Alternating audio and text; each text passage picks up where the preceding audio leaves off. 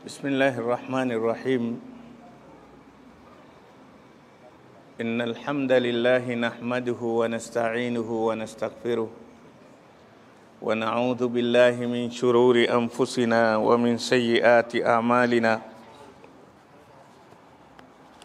من يهده الله فلا مضل له ومن يضلل فلا هادي له. وأشهد أن لا إله إلا الله وحده لا شريك له وأشهد أن محمدًا عبده ورسوله أرسله بالهدى ودين الحق ليظهره على الدين كله ولو كره المشركون.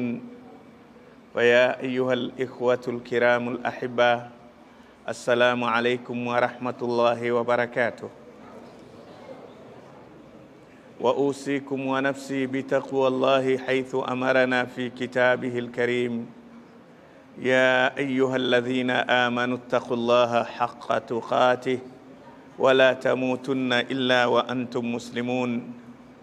وقال تعالى: يا أيها الناس اتقوا ربكم الذي خلقكم من نفس واحدة وخلق منها زوجها وبث منهما رجالا كثيرا ونساء واتقوا الله الذي تساءلون به والأرحام إن الله كان عليكم رقيبا.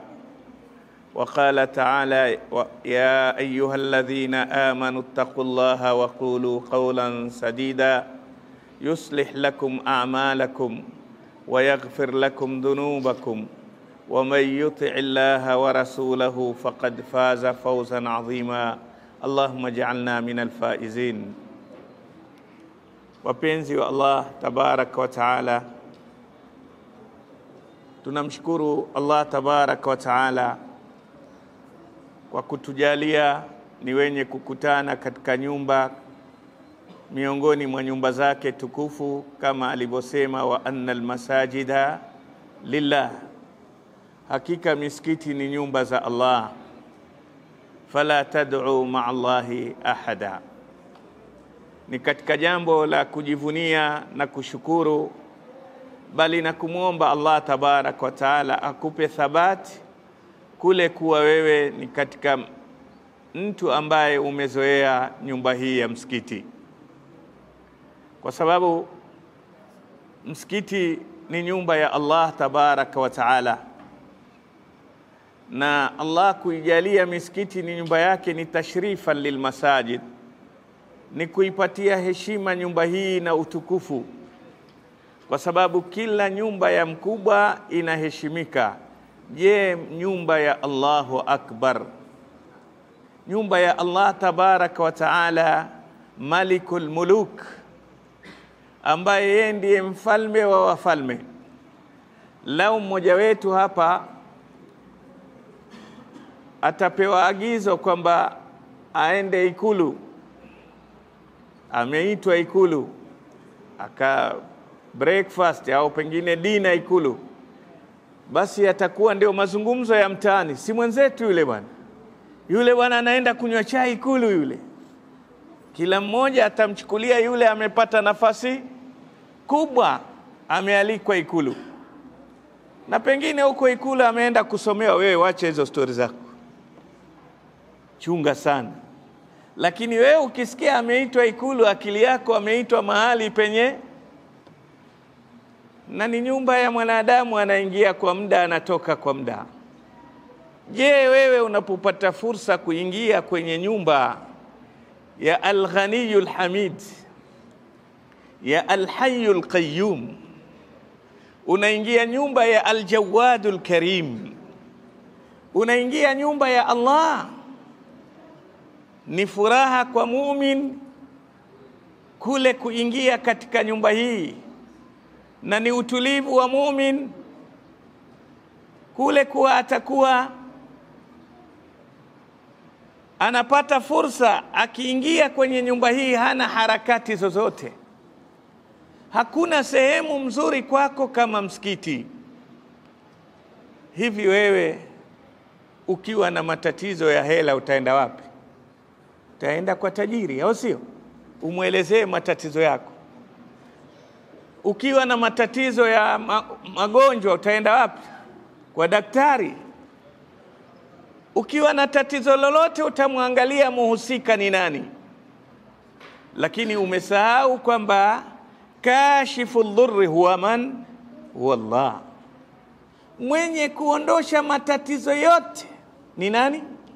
Allah. Amman yujibu almutarra idha daa wa yakshifu su.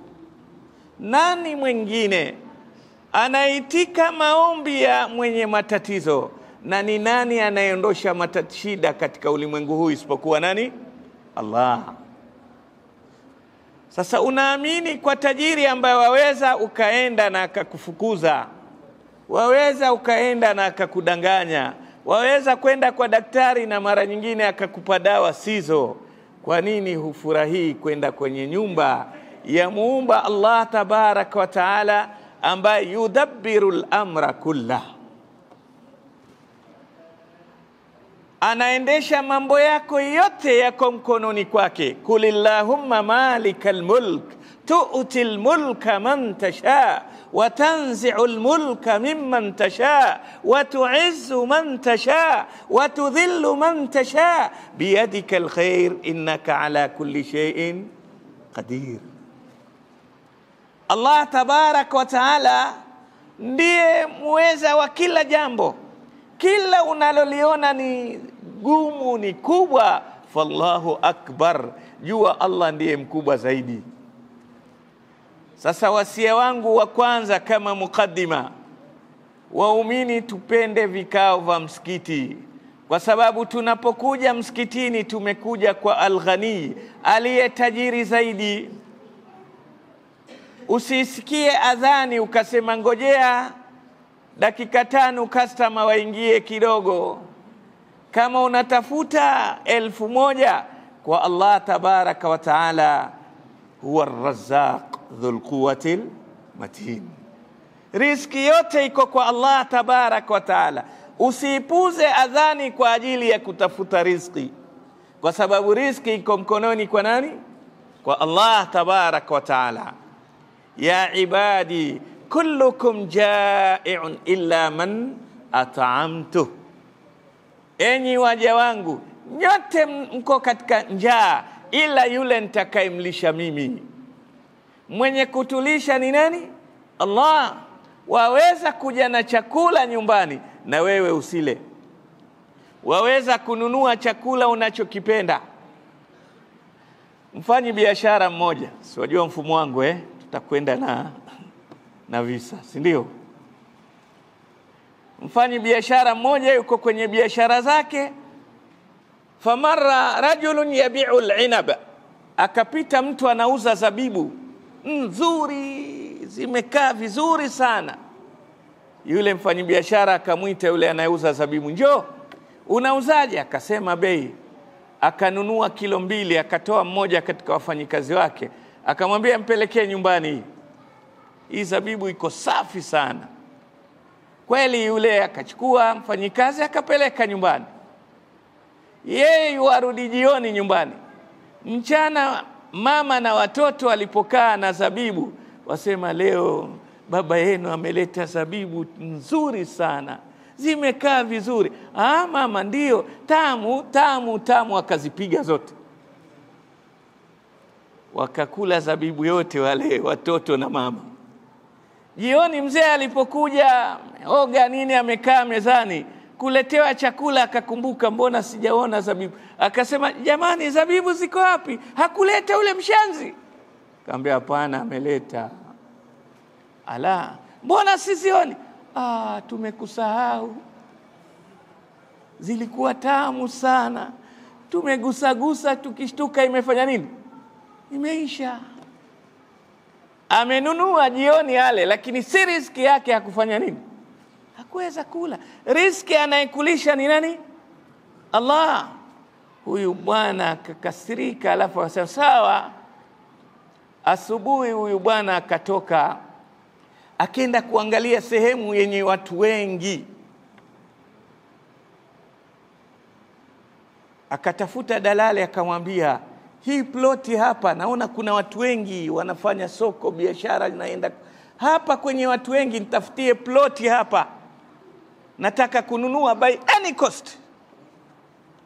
Na kweli akauziwa, akatengeneza, atafuta mtu akamtengezea plani mzuri ya msikiti. Mzee yule akatafuta fundi ajengewe msikiti. Sasa baada kwenda kwenye biashara, asubuhi huenda kujenga msikiti, mkewe amwambia, mbona huu fundi mpya umetoka wapi, wajenga jengo gani? Akamwambia, msikiti. Kuanzia lini? Mbona sija? Akamwambia, hii habari ni ya Zabibu. Hii historia ya msikiti imeletwa na nini? Mume wangu, kwanza fanya biashara, tajenga msikiti. Wewe una watoto, ukifa tutakujengea sadaqatun jariya, takujengea bonge la msikiti. Asema, mmenisahau kwa Zabibu, mtanijengea msikiti. Tumeelewana? Wacha nifanye mwenyewe, niko hai. Zabibu tu mmepiga vitu mkamaliza, mkaniambia mmesahau. Zabibu ya riali 20, mtakumbuka kunijengea msikiti wa riali 3000, wacha nijenge mwenyewe. Mahalu shahidi ni kwamba riziki isitusahauzishe. Lengo letu katika maisha kwamba sisi mlengwa ni nani? Allah. Maisha haya kutengezeka, maisha haya kuwa mazuri, ni lazima sote tumlekee nani? Allah. Qul inna salati wa nusuki wa mahyaya wa mamati lillahi rabbil alamin. Sema, hakika sala zangu, sala yangu ninaisali, ibada zangu zote ninapochinja, uhai, riziki ninaotafuta, na hata kifo changu kiwe ni kwa ajili ya nani? Ni cha kumridhisha Allah tabaraka wa taala. Weka ramani hii ya maisha kwamba mimi nilipoingia dunia hii mpaka kutoka, nataka mambo yangu yaende yakimridhisha Allah. Ilahi anta maqsudi wa ridhaka matlubi. Allah, kusudio langu ni wewe, ninachokifanya nakifanya kwa ajili yako, na ninachotaka ulimwenguni ni radhi yako. Utakapoishi na maisha haya, wewe umejitengezea maisha saadata darain, furaha ya nyumba mbili, kwa sababu hakuna kitu kitakuja kukufanya wewe uumie katika ulimwengu ukijua uko radhi na Allah tabaraka wa taala. Hakuna ambalo utalipata kwamba umekosa katika dunia hii kama umempata Allah tabaraka wa taala. Famadha faqada man wajada Allah, kwa sababu aliyempata Allah hajakosa kitu. Nachokusudia vijana, msikiti uende kipenzi chetu, na ndio utakuta Qur'ani ikisema mambo ya msikiti inatumia awwal. Allah tabarak wa taala tumia neno la awwal, inna awwala baitin wudiya linnasi lalladhi bibakkata mubaraka wa hudan lilalamin. Hakika nyumba ya mwanzo iliyowekwa kwa ajili ya Allah, waliokewa watu ili wamwabudu Allah, ni nyumba iliyo Makkah. Msikiti wa Mtume, Allah sema awwalu masjidin ussisa ala taqwa, ndio msikiti wa mwanzo. Neno la awwal la kupa fursa wewe kwamba katika maisha yako yote msikiti uwe ndio kitu chako cha kwanza, first priority katika maisha yako. Wa anna almasajida lillah, upe msikiti nafasi. Akili yako yote isifikie mahali ukaeka msikiti nyuma, nyumba lingine likawa mbele. Minal asaf, katika jambo linalohuzunisha leo ni kwamba kuna vitu vingine, sehemu nyingine twazieka mbele kuliko msikiti. Ni vijana wangapi kunaadhiniwa sala ya asri au ya maghrib, na anakosa kufika msikitini kwa wakati akiwa katika banda la mpira. Sijui huku kwenu ipo hiyo? Naam? Iko? Naam? Mbona vijana mna nguvu? Ipo hakuna? Mtu anatanguliza mpira kuliko swala. Wewe umekuwa ni mwanadamu kiasi gani? Ni Muislamu wa aina gani? Wewe ni Muislamu uliobebwa na Uislamu, sio Muislamu uliobeba Uislamu. Muislamu tunayemhitaji ni Muislamu aliobeba Uislamu. Sio wewe umebebwa na Uislamu kwamba umezaliwa na familia ya Kiislamu, una jina la Kiislamu. Hii sio muhimu. Muhimu an tahmila al-Islam. Ni wewe ubebe nini? Uislamu. Sasa inakuaje uweke ubora wa mpira kuliko sala? Mpira huo pengine hata sio live kwamba unaucheza wewe. Mpira uko Uingereza huko, wewe uko Kenya hapa. Hao wanaocheza mpira hata hawajui kama kuna kiumbe anaitwa Abdul Halim, Abdul Samad, Hassan, hawajui. Alafu wewe unampuza Allah Ar-Razzaq, anayekupa riziki, amekupa oxygen, amekupa afya, amekupa nini? Unasikia hayala sala, tena waangalia sasa, dakika 20 bwana, wacha game ishe nitasali. Hivi ukisema bado dakika 20 ukinyimwa oxygen pale kwenye banda, utaona mpira mpaka mwisho? Naam? Allah akaondosha ile hewa ya oxygen pale ndani ya banda, papu ikakatika. Mtamaliza 20 minutes? Hamna. Sasa wakosa nafasi ya kwenda kuzungumza na muumba wako na matatizo yako. Wewe kijana una haja ya elimu. Wewe kijana una haja ya busara na hekima. Wewe kijana una haja ya maisha bora. Wewe kijana una haja ya hiki na hiki, na zote unazipata. Wa anna almasajida lillah fala tad'u. Hapa unapomwambia Allah ihdina sirata almustaqim, wewe ushaeleza matatizo yako yote. Allah, mimi nakupa wewe, nilekeze katika njia sahihi, sahihi ya dini, sahihi ya maisha, sahihi ya elimu, kila kizuri Allah nipe. Sasa unaacha kuitikia amini ya imamu, unaenda kuitikia God. Mimi husema yule mtu anayepuza ibada kwa mpira kichaa, chizi. Kwa sababu wewe unaenda kuongea maneno mengi mbele ya kioo, au sio? Ile story yako yote unaongea mbele ya nini? Ya screen, au sio? Mbona msemi vijana? Unaongea mbele ya screen, haikusikii. Unaacha kuongea mbele ya Allah anayesema qasamtu salata baini wa baina abdi nisfain wa li abdi ma sa'al. Hii sala nimeigawa 50% ya msalina ya mja wangu, 50% ni yangu, na nitampa mja wangu kila analoomba ndani ya sala. Unapoteza fursa hii, unakwenda kuongea na mtu hakusikii kwenye screen. Jamani, hebu niwaulize, umetoka nje hapo sokoni ukakuta mama amekaa na machungwa yake anauza, wewe ukakaa kando, akiuza ameuza, amepata hela, ameuza, watu watakuona nani wewe? Utaonekana nani? Wazimu. Sasa jamani, wale wachezaji wako kwenye biashara, wale wanatengeneza hela, au sio? Ana allowance pale akicheza, au sio? Ana mshahara, ana nini. Sasa kila akifunga ameuza, amepata hela. Kichaa wewe.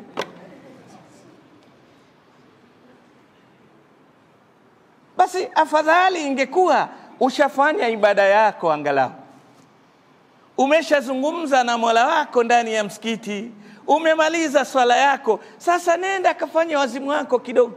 Lakini hata unaacha kusema na msimamizi wa maisha yako, Allah, ambaye anakuambia kulla yaumin huwa fi sha'n, anayapeleka mambo yako, unaacha kuzungumza naye, unakwenda kuzungumza na screen. Unasherekea mtu anakula hela, alafu unarudi nyumbani, chai iko wapi?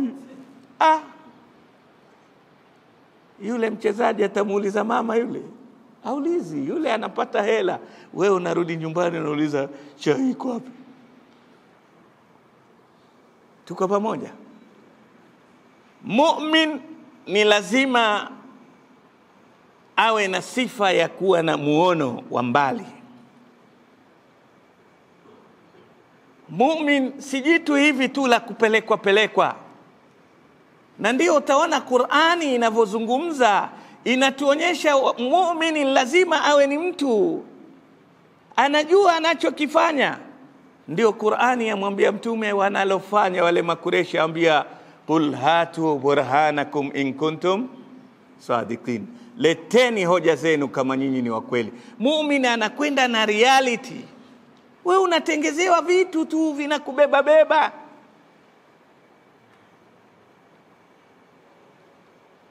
Tuko pamoja? Kwa hivyo nachosisitiza kwenye nasaha hii, na huu ni utangulizi, darasa haijaanza ni kwamba lazima sisi kama Waislamu hizi nyumba za misikiti tuzipende, kwa sababu ndio nyumba zenye kutatua matatizo yetu. Mwenye kuondosha matatizo yuko ndani ya nyumba hii. Ndiye anayesema wa annal masajida, hii misikiti ni yangu. Upende msikiti kuliko unavyopenda banda la mpira. Penda msikiti kuliko unavyopenda sijui kitu gani. Weka msikiti nafasi ya kwanza ili uweze kufaulu katika maisha yako, kwa sababu mwenye haja yeyote ndiye anakwenda kwa yule kutafuta suluhisho. Na sisi sote tuna haja kwa Allah. Ya ayyuhan nasu antumul fuqara ila Allah. Allah asema, enyi watu, jueni nyote ni mafukara kwa Allah, nyote mna haja ya Allah. Kwa hivyo lazima umweke Allah mbele ili aweze kuzikidhi haja zetu. Wapenzi waumini, lengo kubwa la mwanadamu katika maisha ni kufaulu. Kila anayefanya yuwafanya ili afaulu. Hata yule anayefanya maovu atakafaulu katika maovu yake, kwa sababu umbile la mwanadamu limeumbwa kwa umbile la mtihani. Mwanadamu ameumbwa kwa umbile la mtihani. Umbile mtihani kazi yake unakoroga, unachanganya. Na mwanadamu umbile lake ni la kuchanganya. Hal ata ala al-insani hinun min ad-dahri lam yakun shay'an madhkura inna khalaqna al-insana min nutfatin amshajin nabtalihi. Amshaj, tumemuumba mwanadamu kutokana na tono la maji. Amshaj, liliyochanganywa. Leo nyinyi mwasoma mashule sijui x x x y sijui nini, nenda mpaka z, lakini maana yake ni mchanganyiko, au sio? Sasa umbile la mwanadamu ni la kuchanganywa, na kawaida kitu chenye kuchanganya ni mtihani. Mtihani unamchanganya mtu. Umbile lako mtihani, lakini na lengo lako katika dunia vile vile mtihani. Allah tabarak wa taala asema katika Qur'ani, khalaqal mauta wal hayata liyabluwakum ayyukum ahsanu amala. Ameumba mauti na uhai ili kuwapa majaribio nyinyi, kuwapa mtihani nyinyi. Ni kina nani watakaofanya matendo mazuri zaidi? Kwa hivyo umbile mtihani, lengo la kuletwa mtihani. Lakini hata imani yako inakuonyesha wewe imani yako ni mtihani. Haiwezi kuwa imani yako yani ni kitanda bed of roses. Kitanda cha maua cha yasmini, hakuna. Imani yako pia ni mtihani. Alif lam mim ahasiba an-nasu ay yutraku ay yaqulu amanna wa hum la yuftanun. Wanadhania watu watasema tu tuna imani bila kuingizwa kwenye mtihani.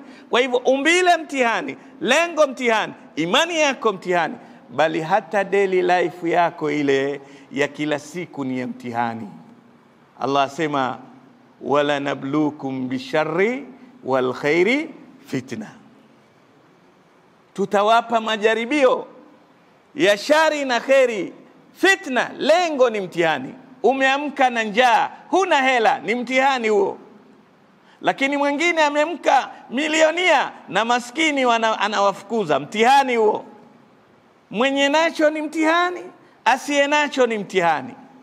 Kwa hivyo maisha yetu yote ni mtihani.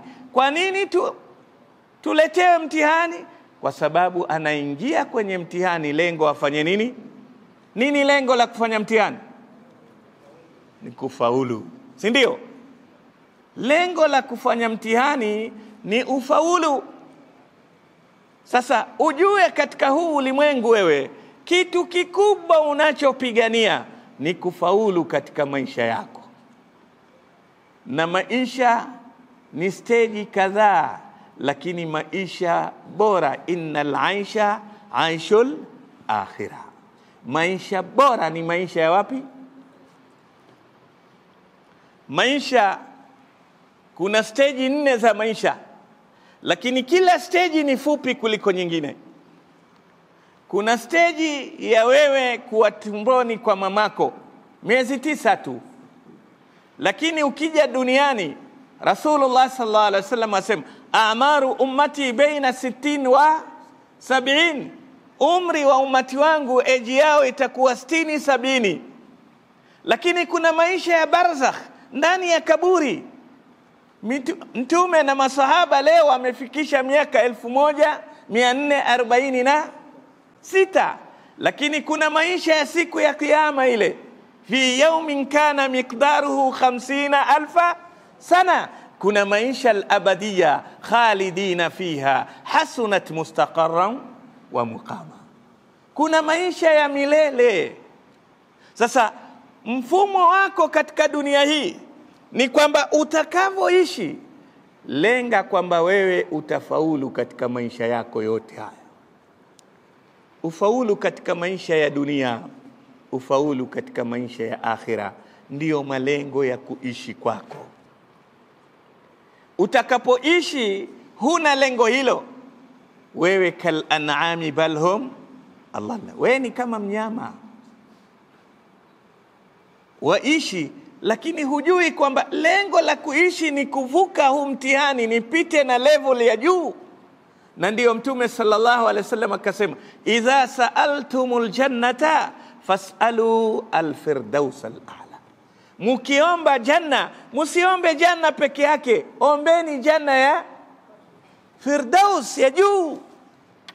Kwa sababu muumini ajua yuko kwenye mtihani, na mtihani sifa yake ni kupita na pointi za juu zaidi.